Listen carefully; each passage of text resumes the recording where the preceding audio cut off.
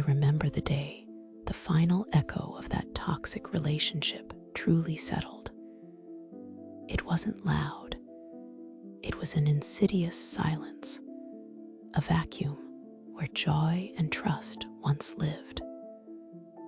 My heart was not just broken, it felt shattered into microscopic pieces, each one a sharp reminder of betrayal. My world shrank to the size of my apartment. I avoided friends, fearing their well-meaning questions. Every potential new connection felt like a threat, an invitation for more pain. I was building walls, brick by painful brick, around my wounded self. The true antagonist wasn't the person who hurt me. It was the relentless inner critic they left behind. It whispered that I deserved the pain, that I was foolish, unlovable, and fundamentally flawed. This voice became my constant companion, drowning out any flicker of self-worth. The catalyst moment arrived one evening as I stared blankly at my reflection. My eyes, once full of life, were dull and hollow. A profound sense of emptiness washed over me. I didn't even recognize the stranger staring back. This wasn't just existing. It was a slow, painful fading, and I knew with a chilling certainty that something had to change. I was exhausted, not just physically, but spiritually. The constant battle against myself had drained every ounce of my emotional well-being. This self-punishment was harsher than any external judgment. I had reached a breaking point, a silent cry for respite from my own internal tormentor. Amidst the darkness, a tiny flicker of hope emerged. It was a podcast I stumbled upon, discussing the concept of self-compassion. The idea hit me like a revelation. Instead of fighting myself, what if I could extend kindness to my own suffering? My aha moment was discovering the research of Dr. Kristen Neff. Her work on self-compassion wasn't about self-pity or weakness. It was about acknowledging my pain with kindness, recognizing it as a universal human experience, and offering myself the same understanding I would a beloved friend. This powerful insight became my guiding light toward healing. My first attempts at self-compassion felt awkward, almost forced. It wasn't a sudden fix. It was a slow, deliberate practice of noticing the harsh self-talk and gently redirecting it. I started by journaling, writing to myself as if I were a kind, supportive friend, acknowledging the pain without judgment. Slowly, imperceptibly at first, the relentless inner critic began to soften. There were moments, brief and fleeting, where peace settled within me. I was learning to allow myself imperfection, to acknowledge my humanness, and to embrace a gentle form of self-forgiveness.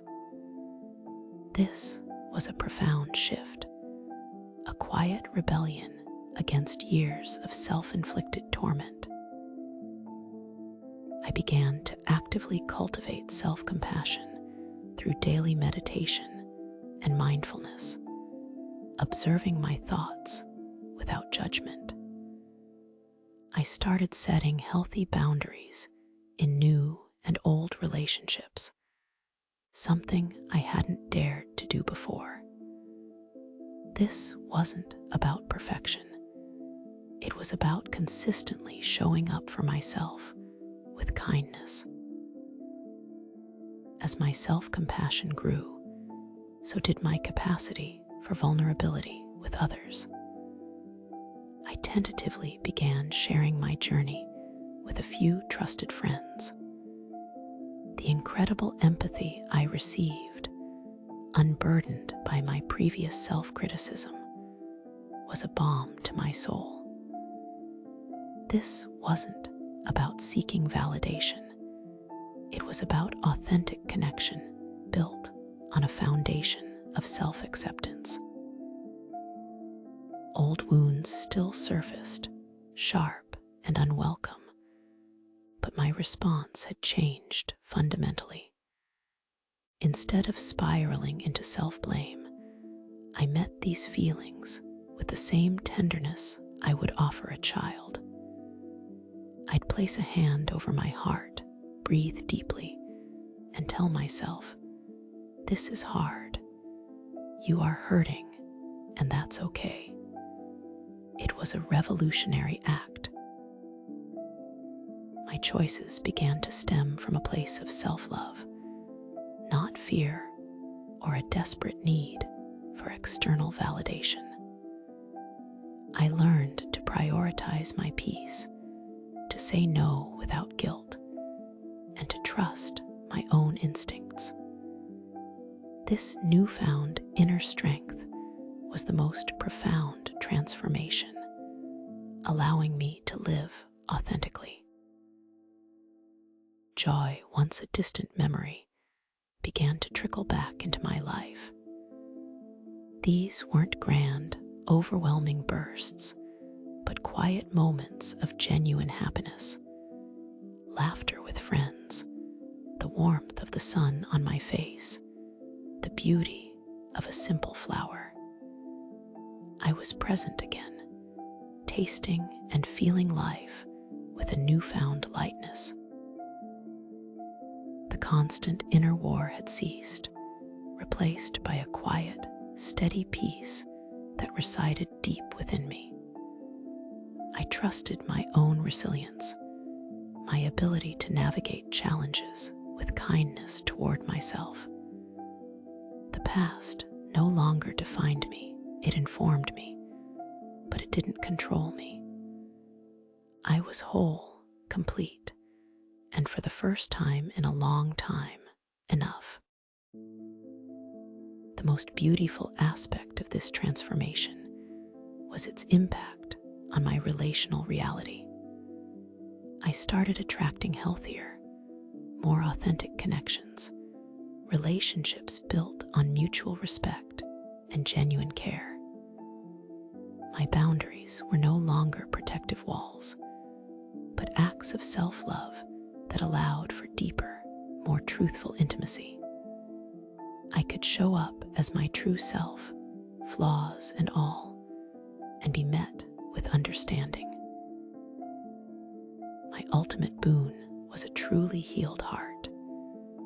It wasn't mended back to its original form, but reshaped, stronger, and more resilient.